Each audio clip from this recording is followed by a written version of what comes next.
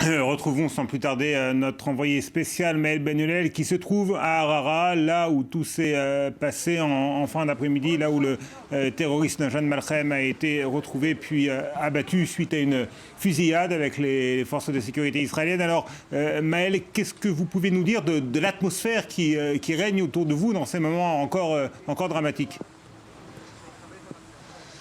Bah écoutez, comme vous pouvez probablement le voir sur les images, il s'est mis à pleuvoir ici à Harara, donc le village d'où était originaire Najat Malchem. Et nous sommes vraiment au niveau de la maison, à quelques mètres du jardin dans lequel la chasse à l'homme a donc pris fin tout à l'heure aux alentours de 4 heures de l'après-midi. Il a donc été abattu après s'être enfui d'un bâtiment dans lequel il se terrait depuis une semaine par les forces de sécurité israéliennes qui étaient à ses trousses. Ce que je peux vous dire aussi de l'ambiance, c'est qu'il y a évidemment beaucoup d'équipes de télévision israéliennes sur place et puis aussi beaucoup de badauds, de voisins qui sont venus, des curieux qui sont venus voir l'endroit où il a été donc abattu. À noter qu'à notre arrivée, nous pouvions entendre des slogans, des cris de soutien pour ce qu'a fait donc le terroriste.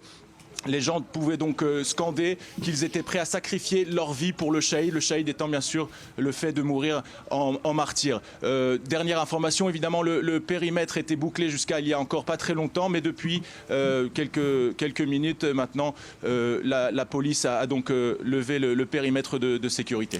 Maël, vous nous parliez à l'instant d'un certain nombre de jeunes de ce village de Harara qui scandaient des slogans favorables au terroriste Najat Malchem en le qualifiant de shahid, de martyr. Est-ce que ces jeunes étaient, selon vous, représentatifs de l'état d'esprit qui règne dans tout le village?